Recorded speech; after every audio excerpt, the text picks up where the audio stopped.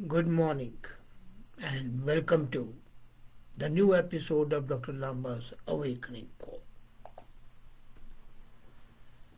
It was the year 2015 and by sheer weight of the family named Trudeau and a good measure of luck, Liberal Party came to power. But it appears that none of the promises made to the electorate were kept, and the time it has been in power has been marred by corruption, by obnoxious overspending, by cheap theatricals, and also by spoiling relations with formerly good friends, and now they are cold. The interference by China was overlooked, and the Prime Minister has to admit that he didn't care for the intelligence reports.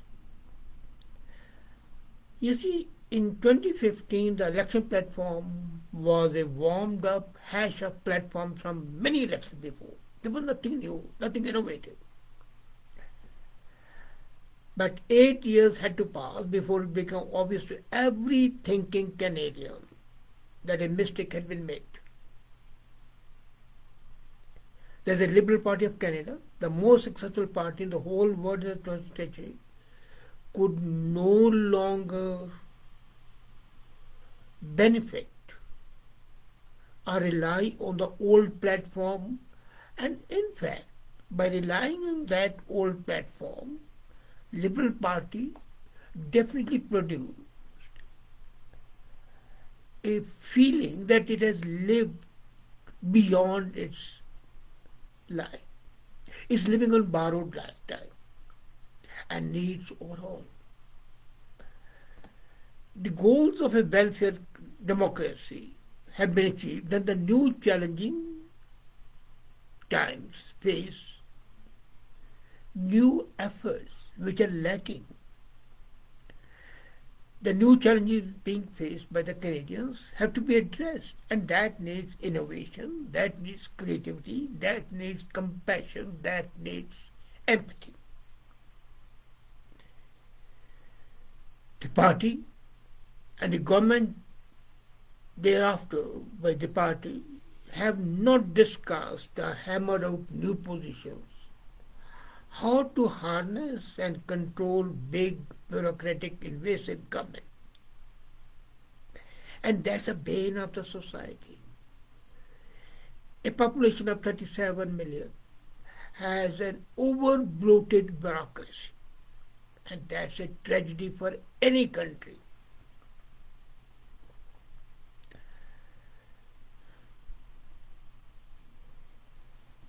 The traditional institutions, the freedom of thought and enterprise, they need to be fostered. The institutions need to be strengthened. The freedom of thought has to be given away. But then what happened?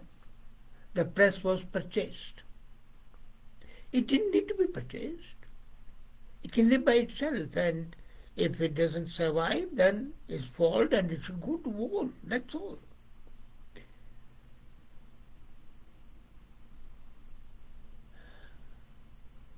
This society has seen that the traditional institutions have to protect the rule of law. And when the rule of the elected rulers becomes almost normal, not the law, but the whims and caprices of the elected rule become the law, then the democracy is surely going down the hill, and that's what's happening in this country. The welfare state has become a handout state. It has become a charity, and even the charitable organizations like we contributed more to the family rather than the purpose they were made for.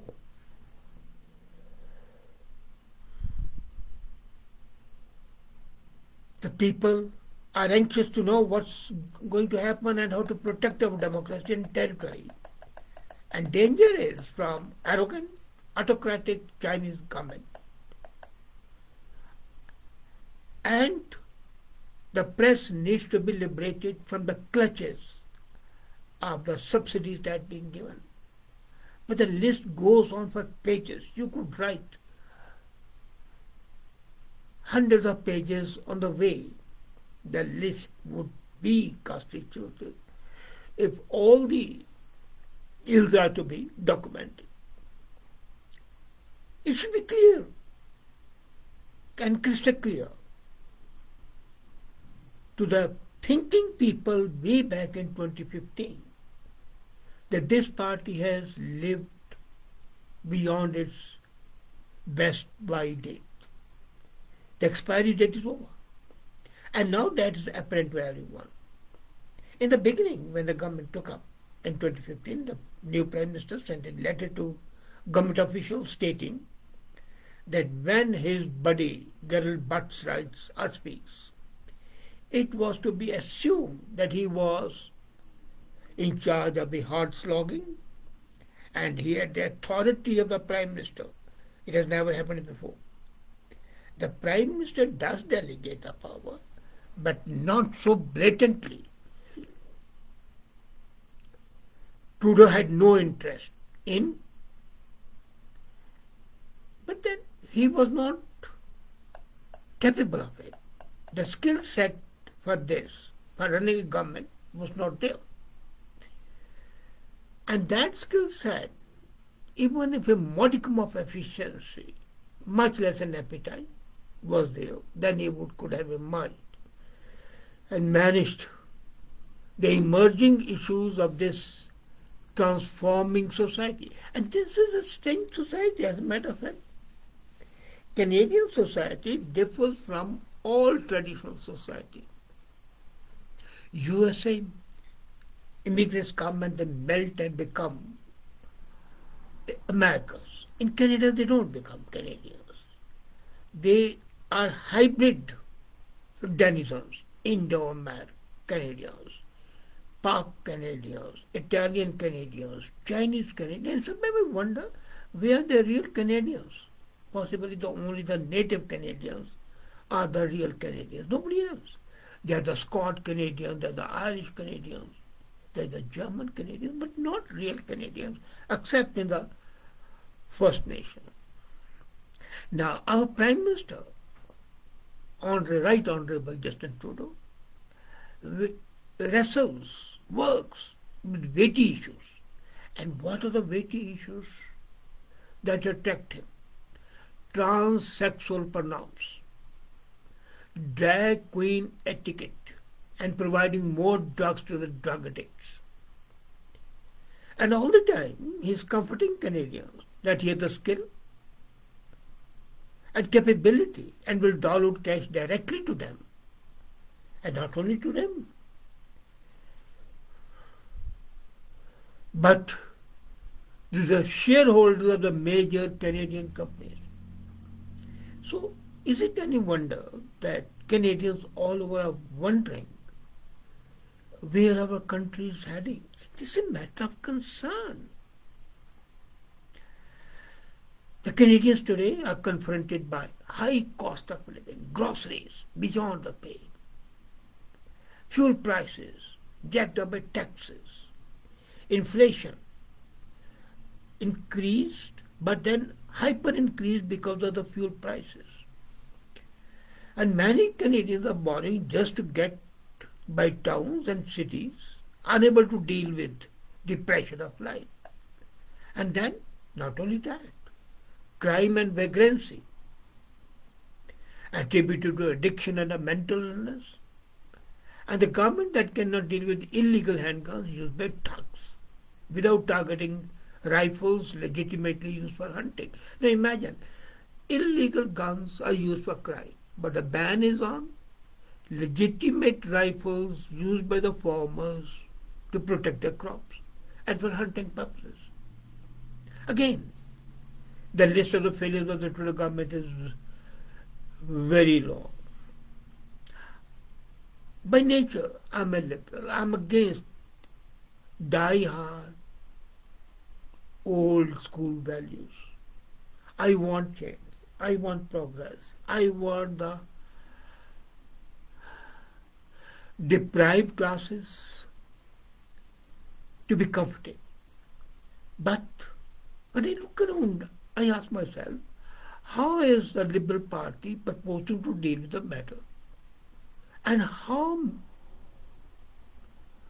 are they aware even that those things matter to the people? The answer is no. Nada, zilch. They are not even aware. And that's a tragedy. You can awaken a person who is just sleeping, but you can't awaken a person who is awake, but is still not awake to the realities of life. The tragedy of the Liberal Party is that it is stuck in the 20th century, the same old state outlook. Possibly, it's a Rip Van Winkle of politics. And it's offering old solutions to the outdated problems, exactly like the Congress Party in India. I see a definite resemblance between Congress Party in India and the Liberal Party, Federal Liberal Party, I'm not talking about the provincial ones, of Canada. Both are rooted in the past and have not grown. And that's a tragedy. Stuck in the 20th century, they can offer only outdated solutions to the outdated problems. They are not even aware of the real problems. That's our tragedy. The problems of the 20th century, they fail to realize are the problem of a society which is becoming unhinged from reality. And they offer pot on every spot. Now what's the Liberal done? Decriminalized drugs. So you can get pot on every street corner. A limit of 2 beers a week. And nothing in the way of new approaches to the healthcare. They tackle an elite population so silly that it cannot teach history in the schools. Why? For fear of offending the students, or more accurately their parents. What rot! So can such a party provide leadership? There is a very capable minister in this government. I admire him. He recently died, Bill Graham. He talked to me about 7-8 years back. We were together having our beer in the evening. And he told me in very clear words that the Trudeau government has all the bases covered, so it did not listen to those outside the PMO. So that group of few people constituting PMO with Butts and others, they were the epitome of knowledge and capability.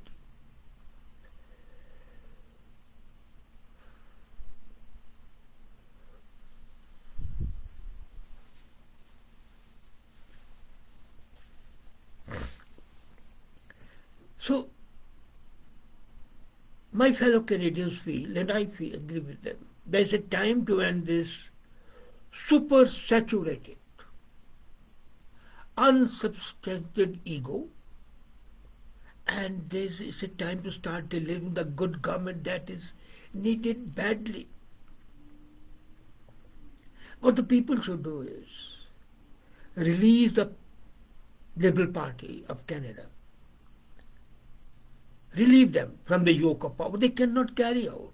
They are like oxen who have grown old and they cannot pull the plough. So relieve them, have pity on them. But then let it go, rethink and rebuild its purpose. Let me tell you, we need Liberal Party, but not the Liberal Party as it is today. It has to be reincarnated And if reincarnation is not possible, it needs a complete overhaul. But we need an opposition party. We need two parties. NDP I don't consider a party. It's a B team all the time. Especially with the leadership. Well, I won't talk about it. So we need this party. But it needs to rebuild. It needs to rethink. It needs to reprioritize. Can we do it? That's $1 million question. And the future of the party depends on answering that. Thank you.